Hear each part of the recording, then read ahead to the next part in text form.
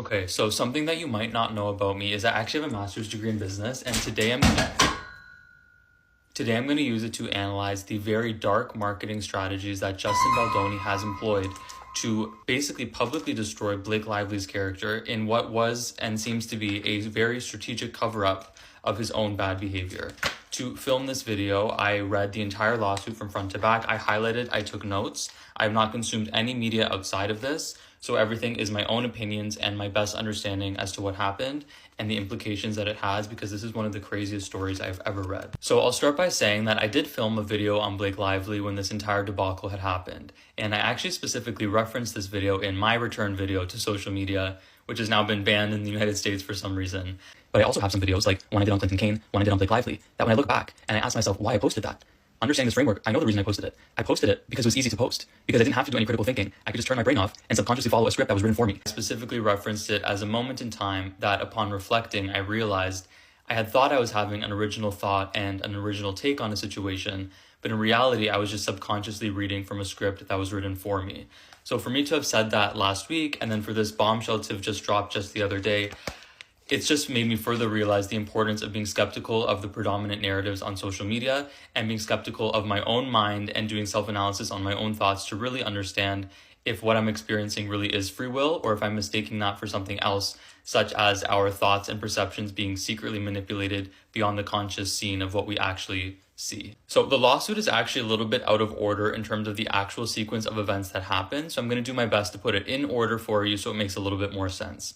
So it ends with us began filming, and immediately upon filming, we're talking within the first or the second days, several women, most notably Blake Lively, her makeup artist, and other actresses and people on set, felt increasingly uncomfortable with behavior exhibited by two parties, notably Justin Baldoni, who of course was the director and the lead role in the film, and someone named Jamie Heath, who was the producer, the CEO of Wayfarer Studios, and a close personal friend of Justin Baldoni.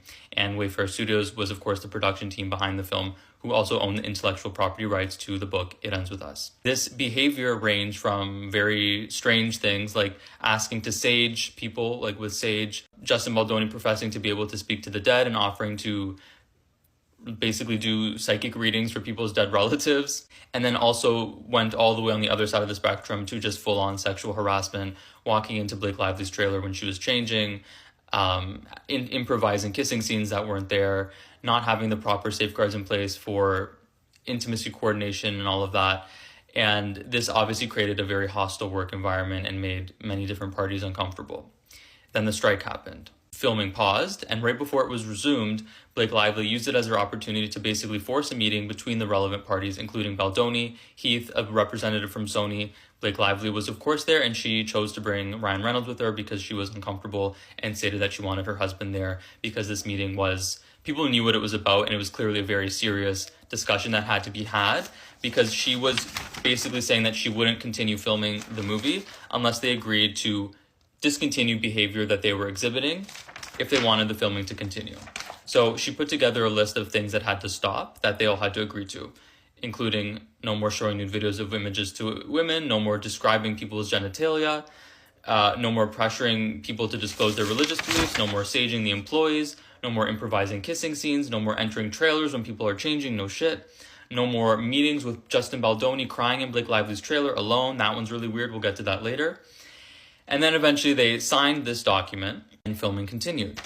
Justin Baldoni was very upset by this meeting because it, of course, basically documented all of the inappropriate behavior he had exhibited in one place.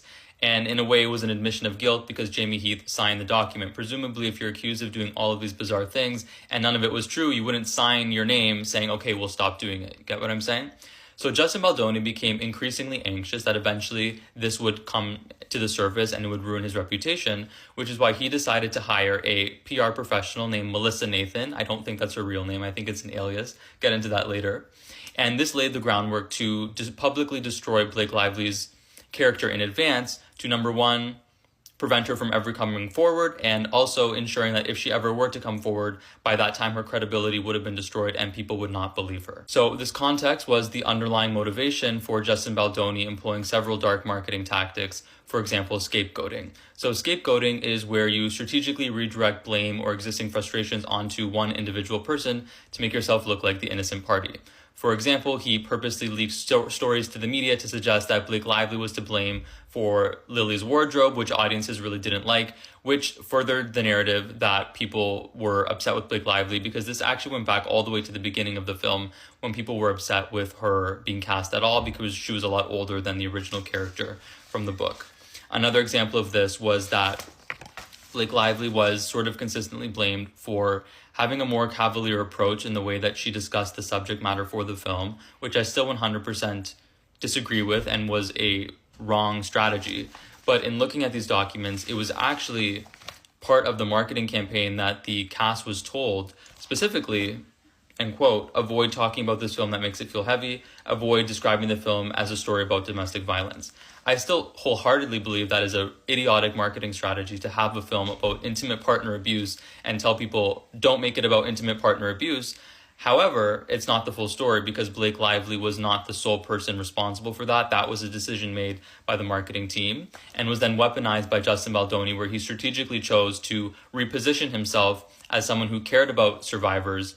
But we now see from leaked text messages that this was just a calculated decision to make it appear like the reason he wasn't appearing with the rest of the cast at all of these events was really because he had a disagreement with the way the marketing of the film was set to be, when really the cast didn't want to be around him because he was a weirdo. So the next dark marketing tactic used by Justin Baldoni and his publicist is called astroturfing.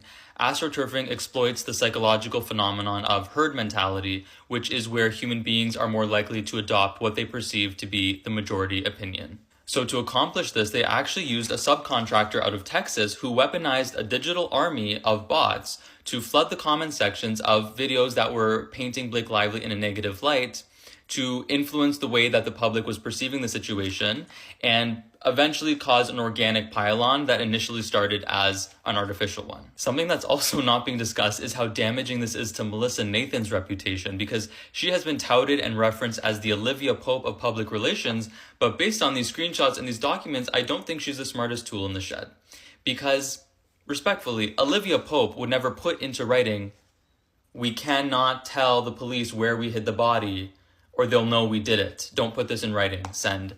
You texting it is putting it into writing. She literally wrote in a conversation that happened prior, Justin Baldoni was disappointed with the plan they put together because it wasn't aggressive enough. He said, no, I want the Amber Heard special. And then Melissa Nathan was like, listen, we can't put that into writing because if we put it into writing, it could end up in the wrong hands.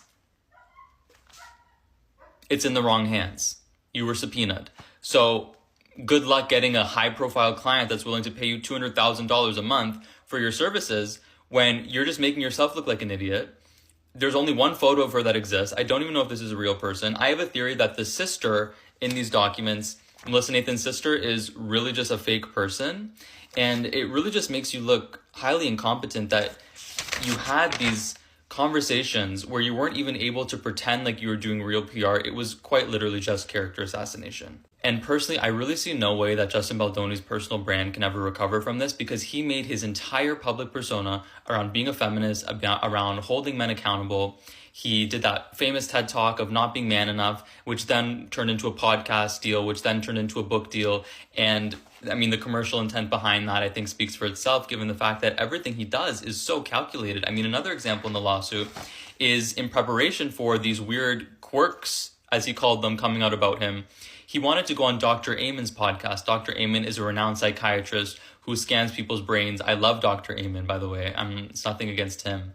But Justin Baldoni wanted to go on his podcast strategically to discuss how he's neurodivergent and how he has ADHD, which could possibly provide an explanation for his weird behavior that was later eventually inevitably going to come out. Justin, having ADHD or being neurodivergent does not excuse you for licking someone's ear. I have ADHD. I've never licked someone's ear. I've never walked in a change room when someone was changing. And I already know what people are going to say. They're going to say, but Blake Lively's problematic. She defended Woody Allen. She defended Harvey Weinstein. Listen, you have to realize that our brains are physically wired to seek simplicity and to oversimplify complex situations in order to seek resolution. Simultaneous truths exist in life. They exist on social media. It can be true that Blake Lively is a little problematic. Maybe she's not the easiest to get along with. And it can also be 100% true that this lawsuit is accurate and that Justin Baldoni is a complete fraud. I mean, it's Hollywood after all. They're performers. I'm an advocate of the fact that we do not know these people. We should always be open to new information and always welcome changing narratives if that information leads there.